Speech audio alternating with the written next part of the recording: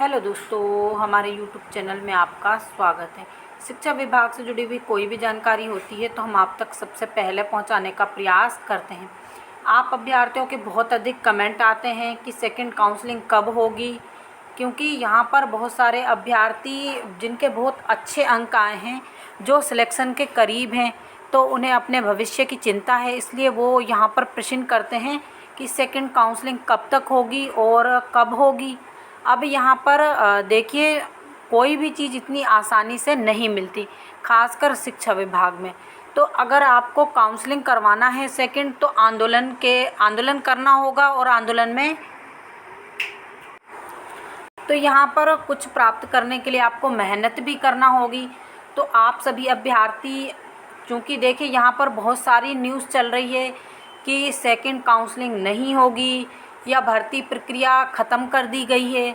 उसके बाद यहाँ पर ये न्यूज़ भी चल रही है कि देखिए, ये सब न्यूज़ हम भी अपने चैनल पर आपको इससे अवगत करवाते हैं, क्योंकि देखिए कोई भी जानकारी हो, चाहे आप उसको उस व्यू में मत लीजिए, क्योंकि कोई भी जानकारी हो, चाहे वो नेगेटिव हो या पॉजिटिव हो, दोनों को सुनना ज़रूरी है। अगर मान लीजिए विभाग अचानक से भर्ती निकाल देता है तो आप लकीर पीटते रह जाएंगे। इसलिए चूँकि विभाग ने अगर पहले जानकारी दी है तो हमें उस पर एक्शन लेना चाहिए, यानी कि कुछ इस तरह की प्रतिक्रिया करनी चाहिए कि विभाग को मालूम हो कि सेकंड काउंसलिंग करवाना कितना ज़रूरी है। तो हम सेकंड काउंसलिंग वालों के साथ भी हैं।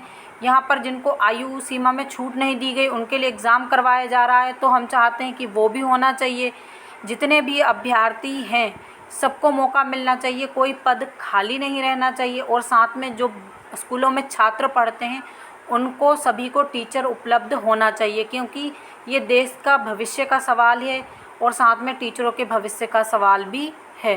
तो यहाँ पर अगर सभी अभ्यर्थी मिलकर आंदोलन करते हैं तो सेकंड काउंसलिंग ज़रूर होगी और पद वृद्धि भी होगी। लेकिन यहाँ पर आप कभी भी इस तरह से आंदोलन नहीं करते हैं, बहुत कम संख्या में आते हैं, जिससे आंदोलन में कोई दम नहीं रहती है और विभाग आप अभ्यर्थियों से डरता नहीं है।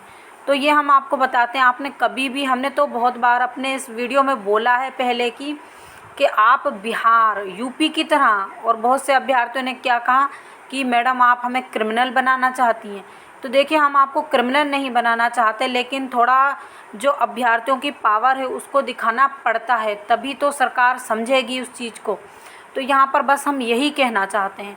तो आप सभी को 27 अगस्त को जो वर्ग 1 सेकंड काउंसलिंग और पद वृद्धि के लिए महा आंदोलन है, तो आना है भोपाल में। देखिए, अगर अभी नहीं आए तो फिर भर्ती प्रक्रिया बंद होने का इंतज़ार कर लीजिए, कम से कम घर बैठ के, फिर शांति ही शांति रहेगी। तो हम बार बार आपको यही बोलते हैं कि आप आंदोलन में आइए आइए, लेकिन क्या होता है, आपकी संख्या दिन पे दिन कम होती जा रही है और डीपीआई को इससे कोई फ़र्क नहीं पड़ता है।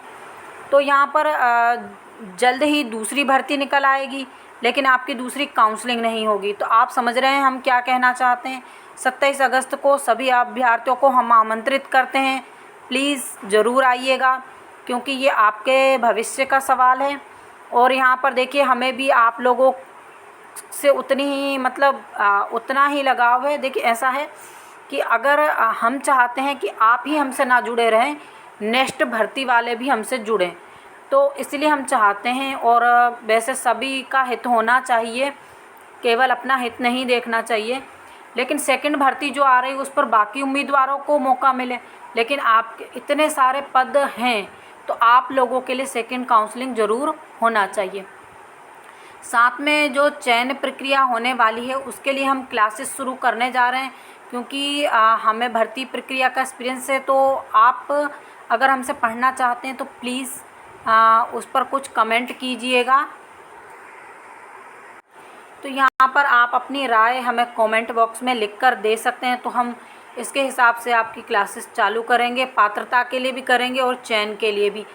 Thank you. और लेकिन आप सभी लोगों को भूलना नहीं है, वर्ग 1 के सभी अभ्यर्थियों को पद वृद्धि और जो आपका सेकंड काउंसलिंग है उसके लिए 27 अगस्त को भोपाल में महा आंदोलन है, तो आपको आना है। Thank you.